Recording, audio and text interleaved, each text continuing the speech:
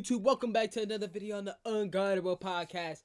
I'm sorry for the late episode. It won't happen again. It's just been a busy super weekend with my family and a lot going on. And Cam Killer Cam, he's been busy and things like that. But this is the super late episode, but it will happen again. I apologize. But let's get right into it. Last week's NFL week, and then trust me, the NBA podcast will be out for you guys today as well. So you guys are going to get a double whammy today.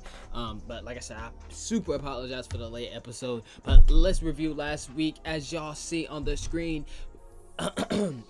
beginning in the top left-hand corner, the Cincinnati Bengals was able to pull out the W versus the Dallas Cowboys. Man, that was a crazy game to watch.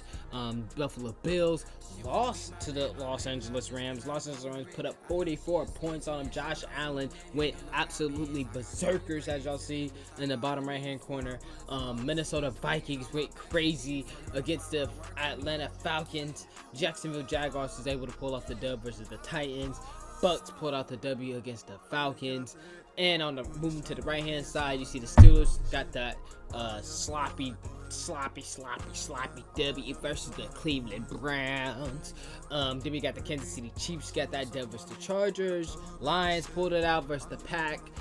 The Philadelphia Eagles pulled it out against the Panthers. Panthers made it kind of a game that game. And the Saints got that dub against the Giants. And then the Seattle Seahawks blew the brakes off the Arizona Cardinals.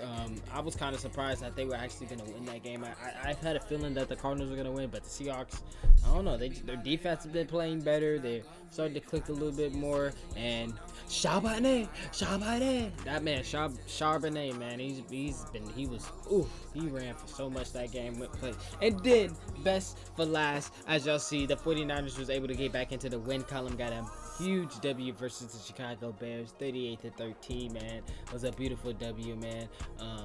So yeah, shout out to the Niners making my weekend with that one.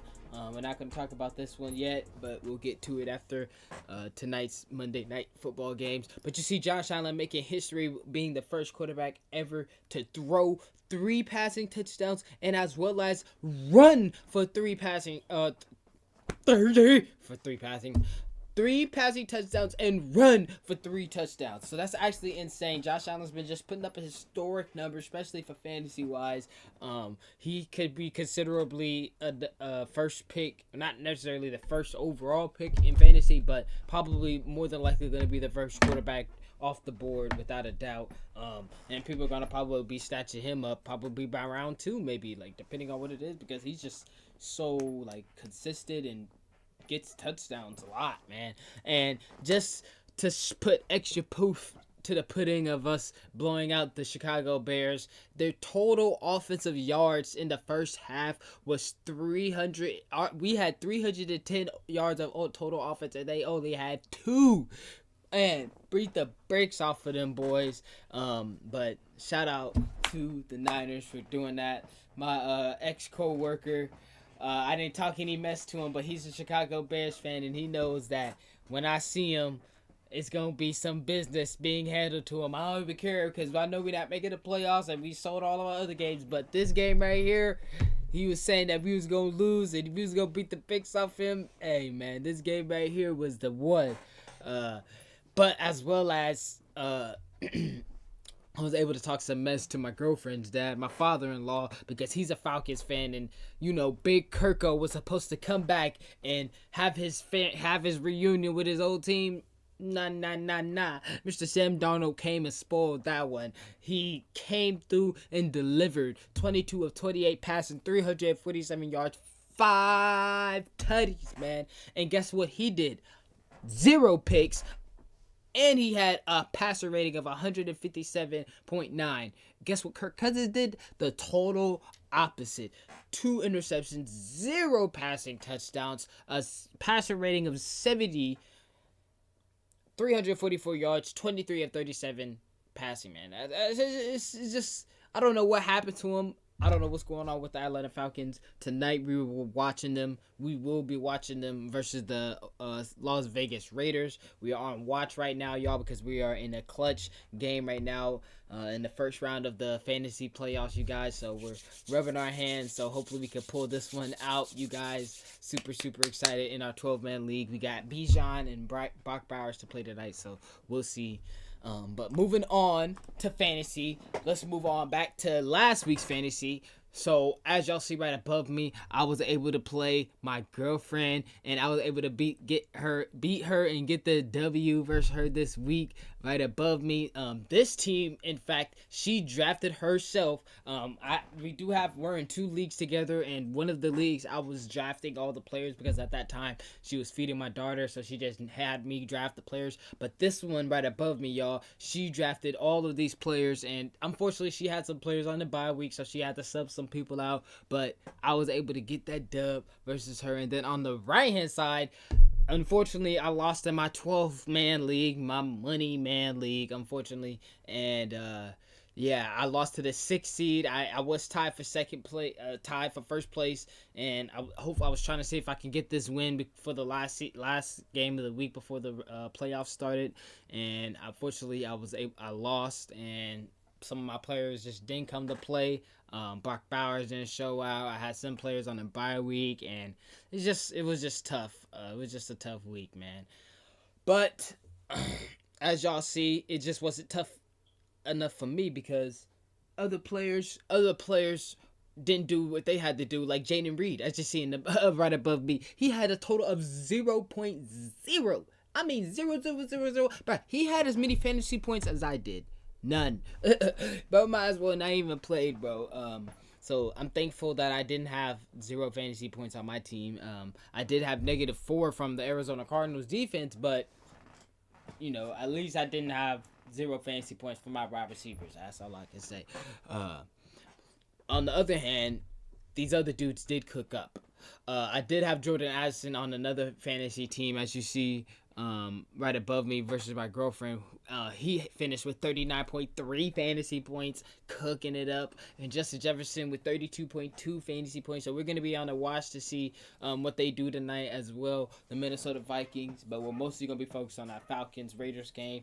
But we're going to keep an eye out and see what's going on with them boys, because they cooked up last week, and as well as the Los Angeles Rams. Thankfully, they didn't do that same thing this week, but they still, we'll talk about it. But last week they did cook up. Cooper Kupp had 20 fantasy points. Kyron had a nice little 23 fantasy points, and Puka had a nice 41.8 fantasy points, stirring it up. And then arguably probably the best wide receiver in the league.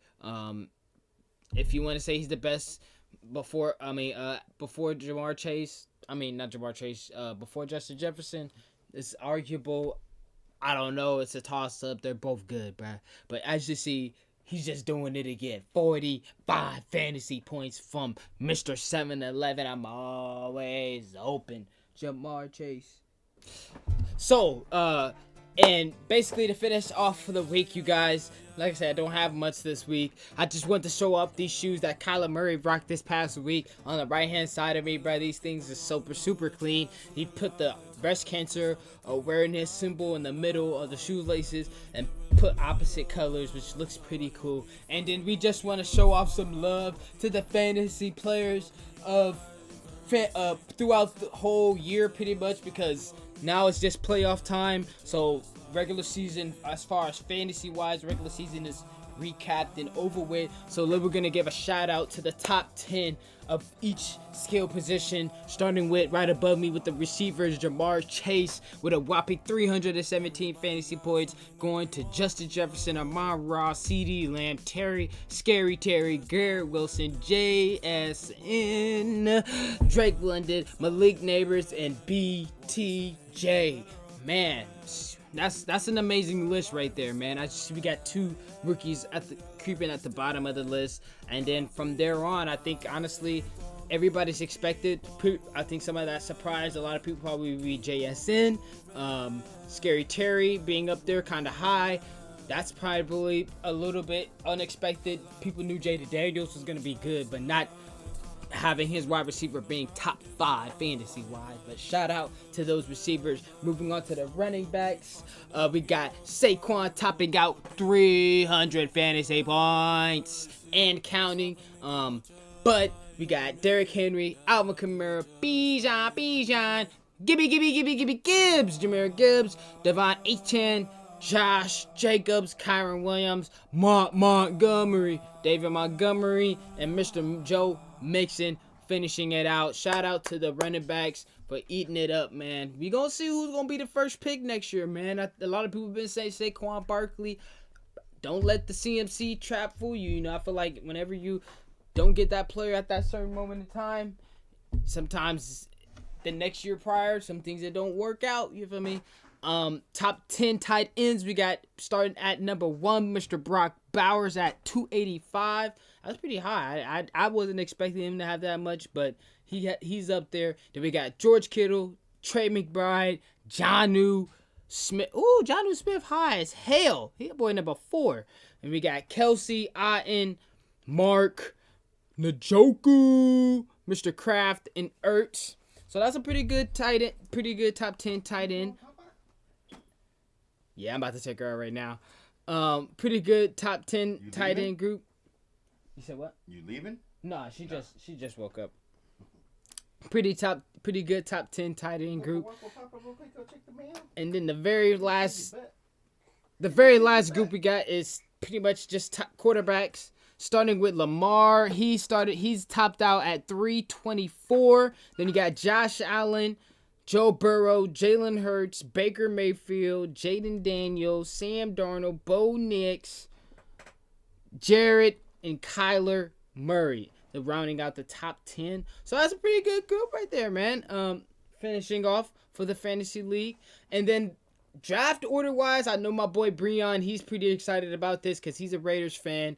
Right now, at the draft order that they have based off of their win percentage and loss record, we got number 6, the Titans, 7, Jets, number 8, the Browns, number 9, Bears, 10, the Saints, and number 1, Las Vegas Raiders, Giants at number 2, Patriots number 3, Panthers number 4, and Jags at number 5. So yeah, we're gonna see if this draft order holds throughout the rest of the year. But hey, that's gonna be interesting to see, man. If Shador Sanders goes to the Las Vegas Raiders, y'all, as y'all see at that number 1 tight end right there with Brock Bowers, it can only get even higher with a quarterback that's gonna get him the ball and knows how to pass him the ball. So that's all I have for you guys this week. I appreciate everybody. Sorry for the late episode. Gonna have a basketball one out for you guys today as well.